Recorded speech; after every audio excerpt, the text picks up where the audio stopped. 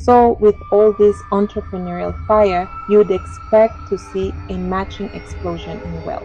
Well, that's not what the data shows. Not even close. According to the National Women's Law Center, Black women have about 90% less wealth than white men. Research from the Federal Reserve Bank of St. Louis is even more specific and more shocking. For every dollar of wealth a never married single white man has, a never married single Black woman owns just 8 cents.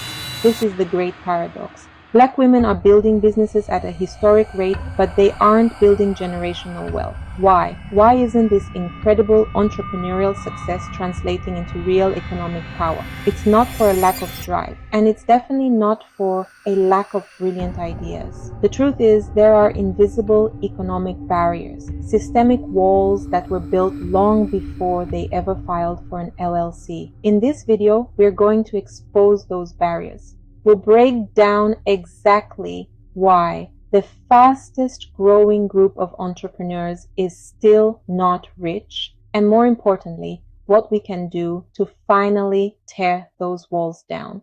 Hello, beautiful people. My name is Tacha, and today we are going to dive into the topic why the fastest growing group of entrepreneurs is still not rich. But before we do, I need to ask you for a favor. If you are new to this channel, consider subscribing. Here, we take time to go deeper than the surface layer of the things that affect the community, especially us Black sisters. I promise it will be worth it. If you are a returning subscriber, welcome back for another interesting topic.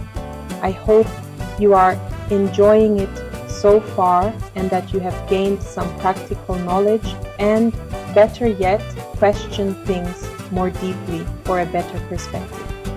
Now, there's a story unfolding in the American economy that you probably haven't heard unfold.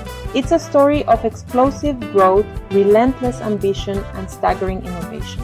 It's the story of Black women. They're starting businesses faster than any other group in the country. From tech startups and beauty empires to professional services and community-based businesses, they are building from the ground up, creating jobs and pumping billions into the economy. It is an undeniable boom. First, let's just wrap our heads around the sheer scale of this movement. The number of businesses owned by Black women has surged dramatically. Between 2019 and 2024, the number of Black women-owned employer firms grew by over 51%. Today, there are over 2 million businesses owned by Black women in the United States, and that number is climbing every single day. They employ over 647,000 people and generate nearly $119 billion in annual revenue. Think about that. This isn't just a trend. It's an economic revolution happening in plain sight. It's driven by a mix of necessity and opportunity. For generations, Black women have been overlooked and undervalued in the traditional workforce. Despite having high college enrollment rates, they are drastically underrepresented in leadership roles. So when the system won't give you a seat at the table, what do? You build your own. This entrepreneurial spirit is a form of survival, a testament to resilience. It's about creating not just an income, but a space where your ideas are valued, your culture is centered, and your potential has no ceiling. From women like Janice Bryant Howroyd, who started the Acity One Group with just $1,500 and turned it into $1 billion global enterprise, to Noelle Santos, who founded The Lit Bar to bring a bookstore back to her underserved community in the Bronx. The motivation is as much about purpose as it is about profit.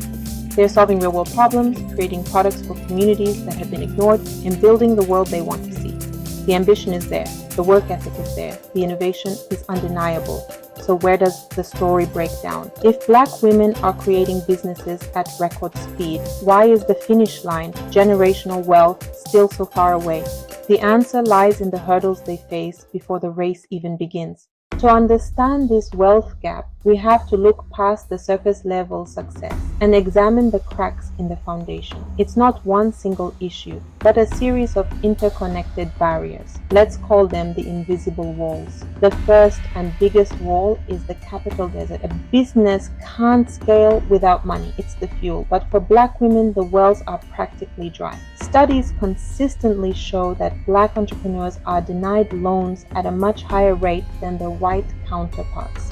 When they are approved, they often face higher interest rates. And when it comes to venture capital, the rocket fuel that builds unicorns, the numbers are an indictment of the whole system. In 2024, startups led by Black founders received just 0.4% of all venture capital funding. Let that sink in. Not 4%, but less than. This isn't just a gap, it's a chasm. Without enough capital, businesses are forced to stay small.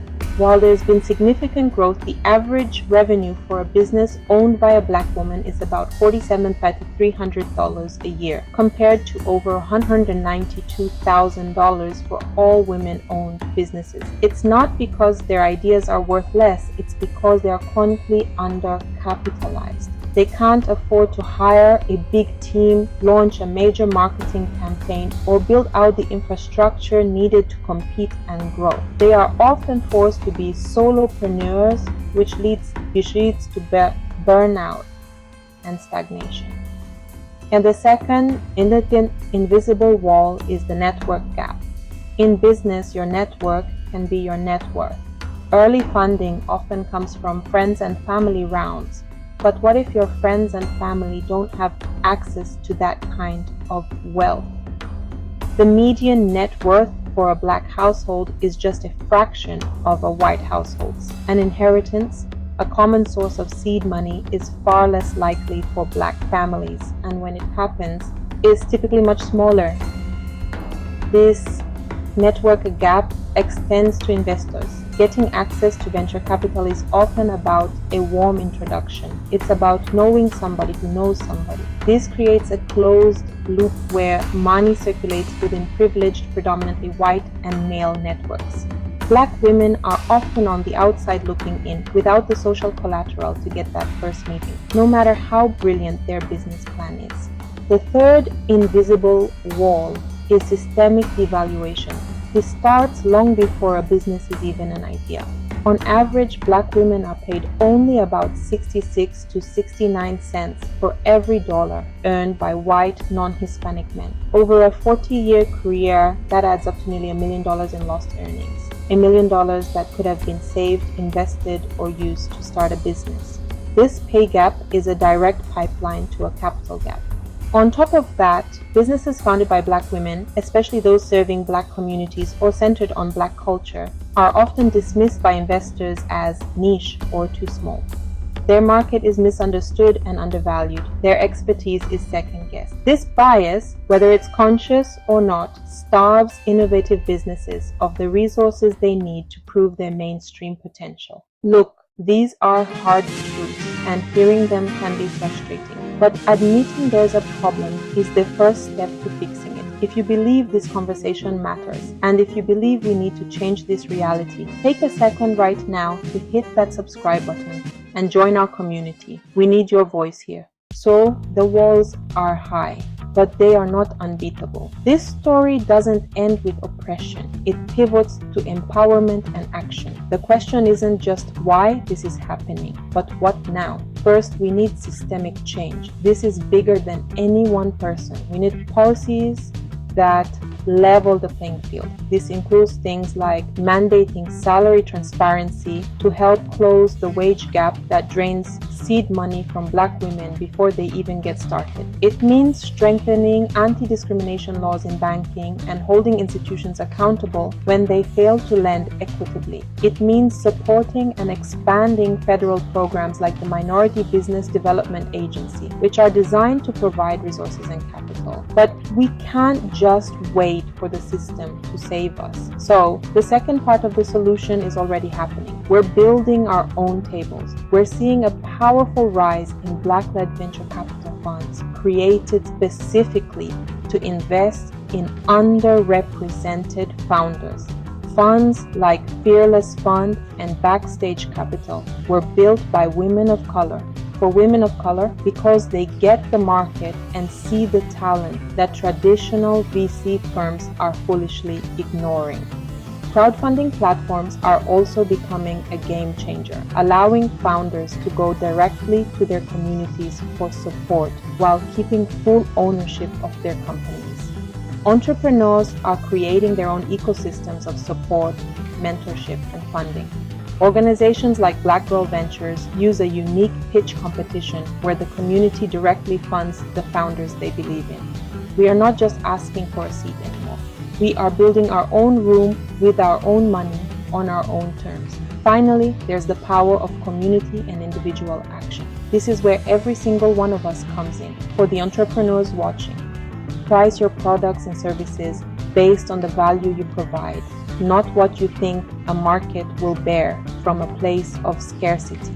Seek out the networks and funds that were built. Find mentors who have walked this path, and don't ever be afraid to ask for help.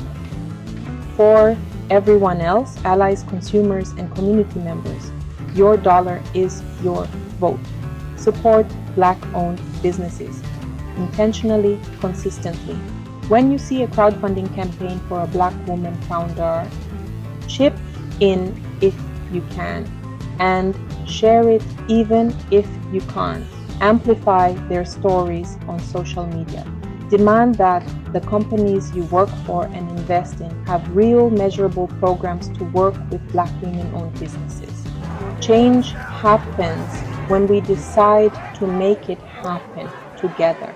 The fact that Black women are the fastest growing group of entrepreneurs is a testament to their incredible resilience and creativity.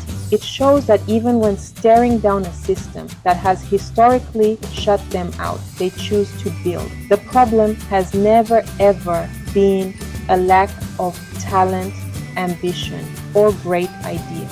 The problem has been a lack of access to capital and opportunity. But the tide is turning. By exposing these invisible walls, by demanding change from the top, and by building our own economic ecosystems from the ground up, we are rewriting the narrative. The goal isn't just to build businesses, it's to build legacies. It's to make sure that the entrepreneurial fire of this generation becomes the generational wealth of the next. That wealth isn't just coming, we are building it, and we're doing it together. What is one barrier you face or one solution you believe in? Your story and your ideas matter. Share them in the comments below. Let's learn from each other. And if you believe this message needs to be heard, please share this video. Let's change the conversation, and by doing that, change the outcome. Thanks for watching.